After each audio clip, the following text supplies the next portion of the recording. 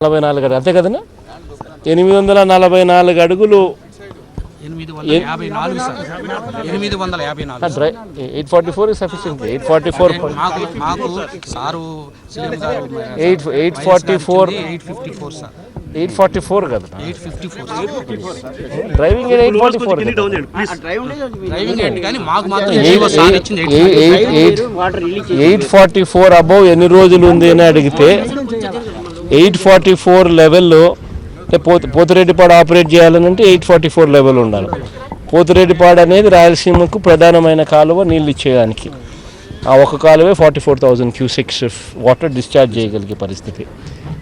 అన్ఫార్చునేట్గా ఏంటంటే 844 పైన అడుగులు ఎన్ని రోజులు ఉందనంటే ఆగస్టు 16 నుంచి 844 అడుగులు పైన ఉందంటే ఆగస్టు 16 నుంచి అంటే కదన్నా ఆగస్టు 16 నుంచి ఇంజనీర్లు వాళ్ళే చెప్పాలి. ఆగస్టు 16 నుంచి 844 అంటే అప్పుడు ఈ రోజు వరకు. ఈ రోజు కూడా డ్యామ్ లెవెల్ ఎంత? 862 సార్. ఈ రోజు కూడా 862 డ్యామ్ లెవెల్ ఉంది. అంటే దాదాపుగా 130 రోజులన్నా. అవును సార్. అప్రాక్సిమేట్లీ ఆగస్టు 16 నుంచి జనవరి 5th దాకా చూస్తే అప్రాక్సిమేట్లీ 130 డేస్ వస్తుంది. 130 రోజులు అప్రాక్సిమేట్లీ. 130 రోజులు 844 అడుగులు పైన ఉన్న రాయలసీమకి ఇంకా నీళ్ళు అందని పరిస్థితి. ఇంకా గండికోట ప్రాజెక్టుల పరిస్థితి అంతే, గాలేరి నగరి అంతే, కిందన దిగువ ఉన్న అన్ని ప్రాజెక్టుల పరిస్థితి అదే మాదిరిగానే ఉంది. అంటే అంత దారుణంగా ఆడ వర్కులు జరిగి స్టోరేజ్ చేసే పరిస్థితి లేదు. ఆ వర్కులు జరిగి స్టోరేజ్ చేసే పరిస్థితి లేక ఈడ నీళ్లు ఉండి నీళ్లు తీసుకొని పోలేని పరిస్థితి. ఇది చంద్రబాబు నాయుడు గారి పాలన. డ్యామ్ సేఫ్టీ ప్రపోజల్స్ కూడా పెట్టారు సార్. అదే వీళ్ళు ఎంత దారుణంగా ఈ ప్రాజెక్టుల మీద వీళ్ళు పట్టించుకుంటున్నారు అన్న దానికి ఇంకొక నిదర్శనం కూడా ఇదే శ్రీశైలంలో ప్లంజ్ పూలు ఎఫెక్ట్ అయ్యి ప్లంజ్ పూలకు మరమ్మతుల కోసం 2009లో వరదలు వచ్చినప్పుడు నాన్న చనిపోయిన తర్వాత జరిగిన ఘటనలో వరదలు వచ్చినప్పుడు నీళ్లు విపరీతమైన ఫ్లడ్తో నీళ్లు డ్రాప్ చేసినప్పుడు దాదాపుగా ఎన్ని అడుగులు ప్లంజ్ పూల్ అంటే దాదాపు ఎన్ని అడుగులన గొయ్యేది 100 అడుగుల పైన గొయ్యి ఏర్పడితే ఆ గొయ్యి రిపేర్ చేయడానికి ఇంతవరకు వీళ్ళకి మనసు రావడంలా.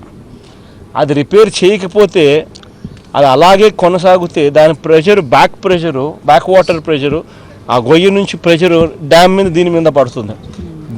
డ్యామ్ మీద పడి డ్యాముకు కూడా దీనివల్ల దెబ్బతినే పరిస్థితి ప్రమాదం ఉంటుందని తెలిసి 2009 నుంచి ఇప్పటికి ఎన్ని రోజులు 2009 నుంచి దాదాపుగా 7 సంవత్సరాలు అది ఇంత గొప్పగా పట్టించుకుంటున్నారు.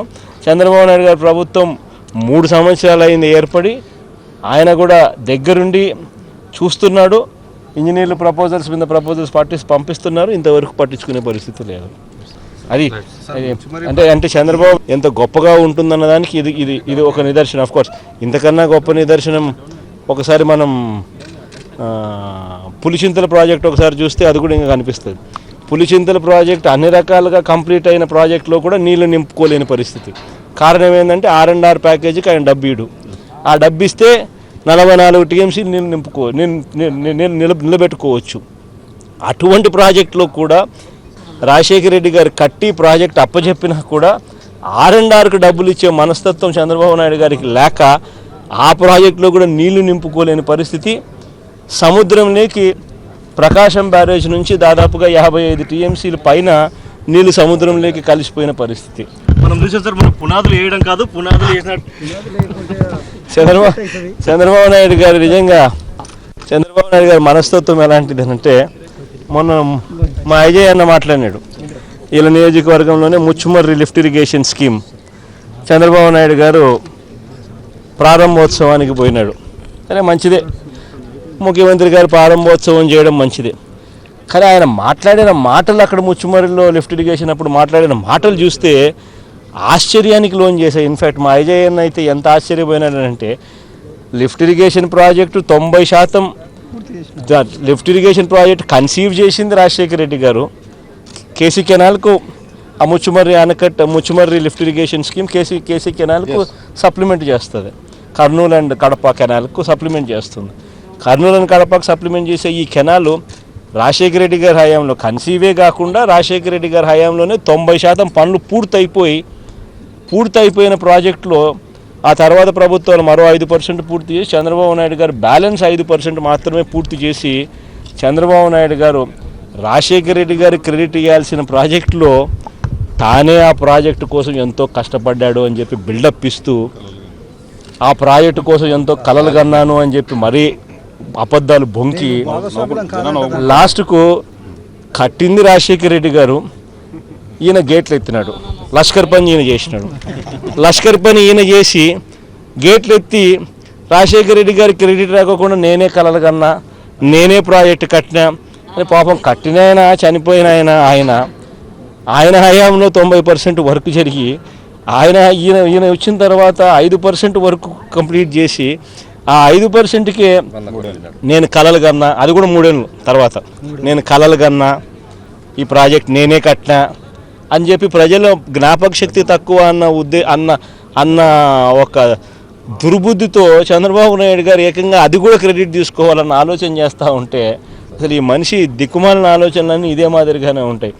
కట్టేది వేరే వాళ్ళు, క్రెడిట్ తీసుకునేది ఈయన తీసుకోవాలని చెప్పి ఆలోచన చేసే దుర్బుద్ధి. ఇప్పుడు ఇటుకు వచ్చేటప్పుడు మొట్టమొదటి ప్రశ్న అడిగింది కూడా అదే. ముచ్చుమర్రి మొన్న 2 ముచ్చుమర్రికి సంబంధించి పంపులు మొన్న లిఫ్ట్ ఇరిగేషన్ ప్రాజెక్టుకు ఈయన శంకుస్థాపన చేశాడు కదా, పంపులు బాగానే పనిచేస్తానే అని. ఏమన్నా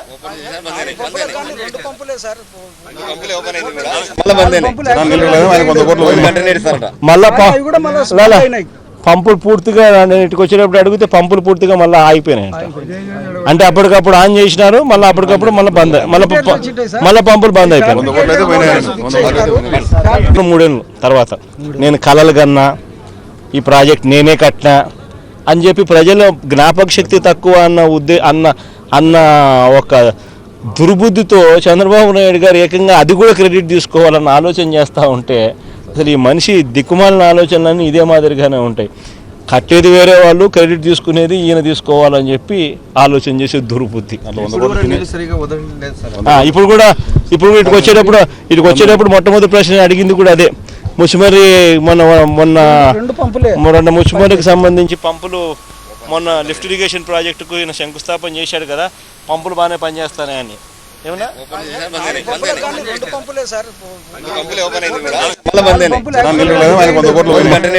మళ్ళా పంపులు పూర్తిగా ఇటుకు వచ్చేటప్పుడు అడిగితే పంపులు పూర్తిగా మళ్ళీ ఆగిపోయినాయంట.